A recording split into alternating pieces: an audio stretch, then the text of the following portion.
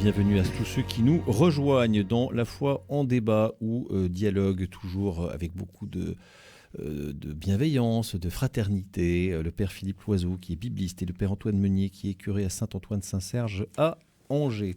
Alors vous avez peut-être suivi ce voyage du pape en Belgique. On sait que la Belgique est un pays, on va dire, un peu progressiste, dont l'Église est pour le moins...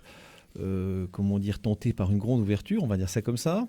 Il n'était pas content, le pape. Il n'était pas content du tout. Il va dans une des plus vieilles universités catholiques d'Europe, l'université catholique de Louvain. Il fait un discours et puis la rectrice de cette université, à peine le pape a terminé son discours, qu'elle envoie un communiqué en disant qu'elle s'oppose à sa conception de la femme, qu'elle juge trop conservatrice, en gros, la femme mère, la femme dont la fécondité, etc.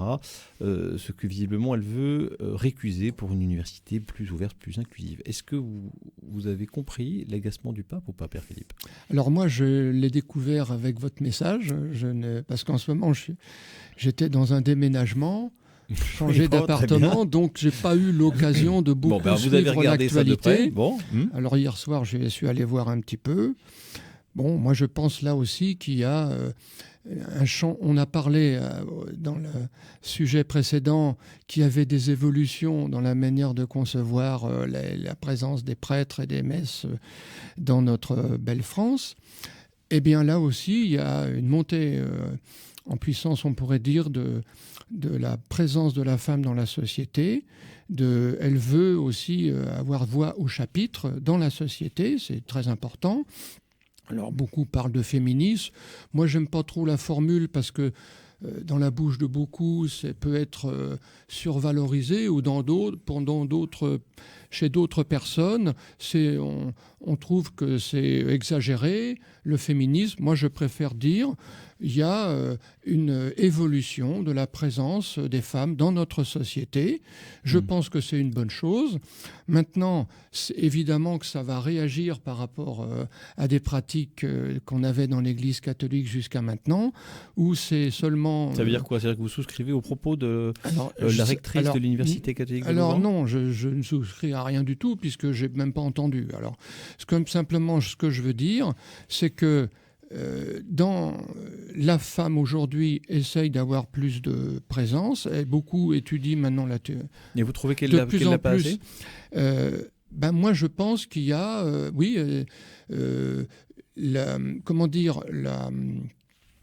les responsables de l'Église, ce sont donc des prêtres, c'est-à-dire, et il y a des diacres aussi, permanents, mais ce sont tous des hommes. Et donc, il y a une demande chez un certain nombre de personnes, et pas que des femmes, peut-être d'aller un peu plus loin. Alors, qu'est-ce que ça veut dire d'aller un peu plus loin ? Moi, j'ai trouvé que la réponse du pape, que vous avez citée, moi, je pense que c'est pas tout à fait une bonne réponse parce que c'est clivant d'emblée. On peut. Je pense que le discours d'accueil du pape était très clivant d'emblée. Oh non, Après, il y a une réponse du pape. Oui, mais c'est pas. Ça ne peut. Enfin, pour moi, c'est un peu conflictuel de parler comme ça. Moi, je pense qu'il faut essayer de se dire, oui, comment on peut faire pour que la femme puisse avoir plus de place dans les décisions, dans l'organisation et la vie d'un diocèse, d'une paroisse. Et je me souviens, il y a déjà quelques années, que le pape François avait évoqué l'idée que des femmes pourraient être ordonné diacre, par exemple, parce que c'est pas la même théologie que pour le prêtre, qui est, lui, ordonné in persona Christi capitis, en la personne du Christ tête, ce qui n'est pas le cas du diacre. Donc, il y a peut-être à chercher de ce côté-là.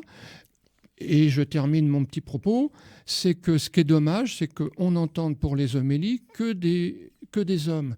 Ça permettrait qu'on puisse aussi avoir des commentaires des Écritures et des homélies par des femmes qui, de plus en plus, je le répète, se forment à la théologie, à la Bible, etc., à l'exégèse. Mais vous êtes un révolutionnaire, Père Philippe? Absolument pas, parce que... Vous êtes éminemment progressiste, mais je ne savais pas ça. Eh bien, non, je ne suis pas progressiste du tout. Bon, j'aime pas tous ces titres qui classent les gens et qui les enferment dans une boîte. Donc, vous avez un propos progressiste? Tous les ismes... Ben non, c'est le pape François lui-même qui l'avait proposé.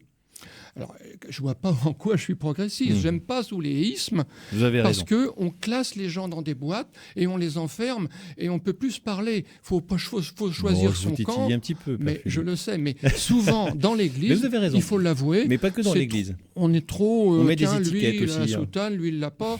Mais laissez les gens tranquilles. Bon, alors Père Antoine. Laissez-moi tranquille. Vous n'êtes pas conservateur.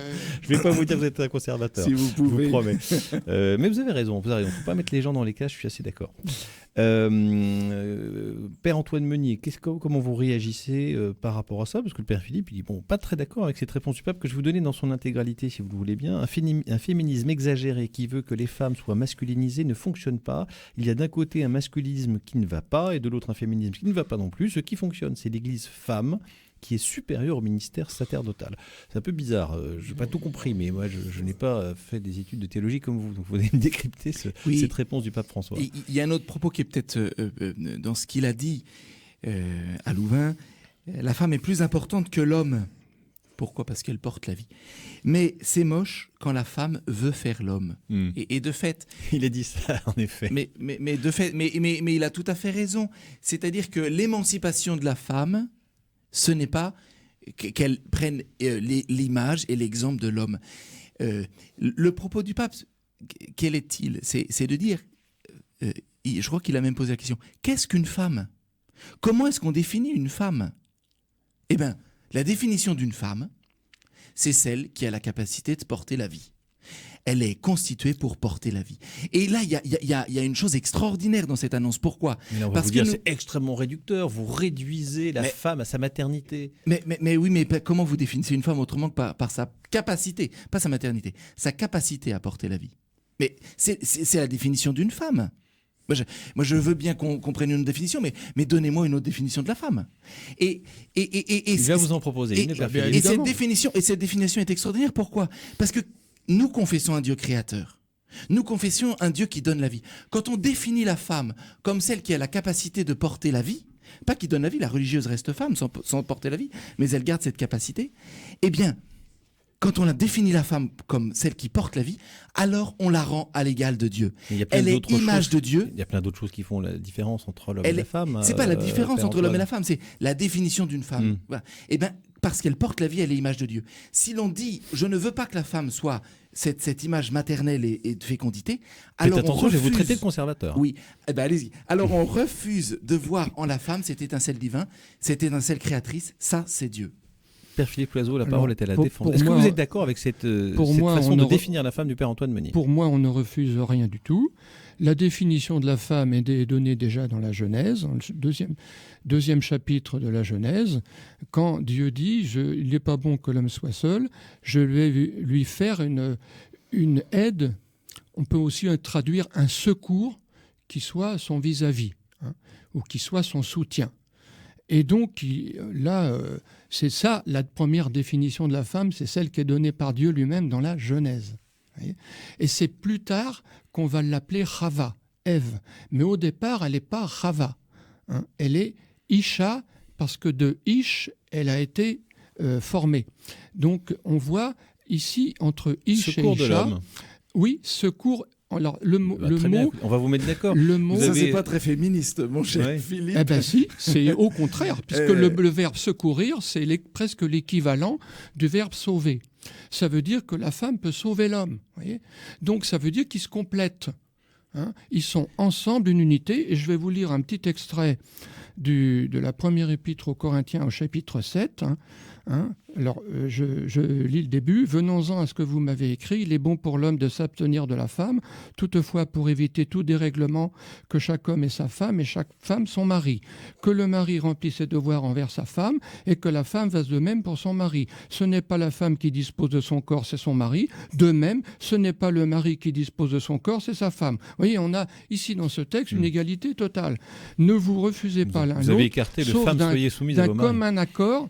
Non, parce que ça, c'est toujours la même citation qu'on fait dans l'Épître aux Éphésiens, chapitre 5, mais on oublie qu'il y a le chapitre 7 de la première aux Corinthiens. Il y a quand même ici un excès. On voit qu'il y a complétude entre l'homme et la femme. Il y a deux textes et souvent on n'en cite qu'un seul pour dire que la femme est complètement différente. Alors, Père Antoine, réponse du Père Antoine. Oui, non, vous êtes assez d'accord finalement. J'allais dans le sens, oui, parce que c'est aussi les propos du pape dans son discours de dire nous ne devons pas vivre dans notre société un conflit entre l'homme et la femme. En fait, il y a le principe de la foi chrétienne, c'est la complémentarité des deux. Mais tout à fait. Bien sûr qu'il y a une complémentarité homme-femme dès le début de la Genèse. Et après, quand on cherche à définir ce qu'est une femme, de façon très concrète, pour réagir à ce qu'a dit le Père Philippe. Le Père Philippe, il dit il y a un mouvement dans la société qui veut laisser plus de place à la femme dans la société. Pourquoi l'Église ne suit pas ce mouvement? Qu'est-ce que vous répondez, Père Antoine? Moi, je suis plus ou moins amusé, mais nous avions une église dans laquelle la femme était extrêmement présente. Pourquoi? Parce qu'elle s'occupait des hôpitaux, elle s'occupait des écoles, elles étaient extrêmement présentes dans tout l'aspect social et elles avaient une grande place. Elles ont quitté, ces religieuses, elles ont quitté ces espaces où elles étaient présentes et aujourd'hui on se dit, il n'y a plus de femmes dans l'église. Eh bien oui, parce que là où elles étaient présentes, en fait, on ne les a plus vues. Et aujourd'hui, vous ne voulez pas au diaconat, vous ne voulez pas prononcer des homélies, comme le disait le Père Philippe? Non, parce que l'émancipation de la femme, ce n'est pas faire ce que l'homme fait. Sinon, en fait, on n'a pas une femme. On a une imitation d'un homme.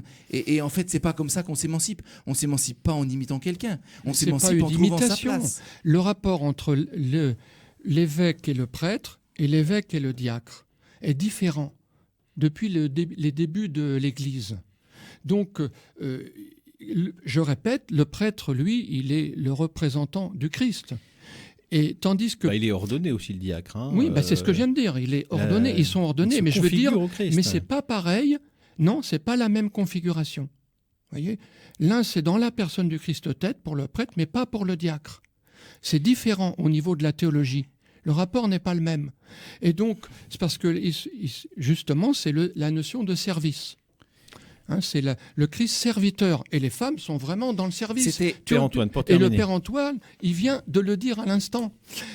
Donc, je pense qu'on a vu avec l'émission, avec le thème précédent, qu'il y a des évolutions sociétales, et bien également dans le rapport à la femme, et je crois qu'il faut 10 secondes de Père Antoine pour répondre, 10 secondes, pas plus. Très bien, c'est ce que disait Benoît XVI, c'est le Christ serviteur, mais donc le diacre, il est quand même configuré au Christ.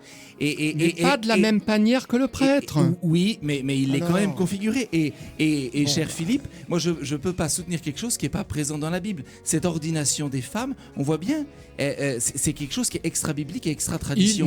Il y a eu des diaconesses dans le passé. Alors on va reparler des femmes diacres. Vous allez travailler pour la fois prochaine. On ne peut pas dire que c'est la tradition. Si, c'est la tradition. Je dois faire la discipline. C'est la fin de l'émission. On reparlera des diacres si vous voulez, ça marche toujours. Faut-il des femmes diacres? C'est un bon sujet. Je vous le promets, on le refera et avec vous deux et vous allez bien travailler votre sujet pour la fois prochaine. Merci à tous les deux.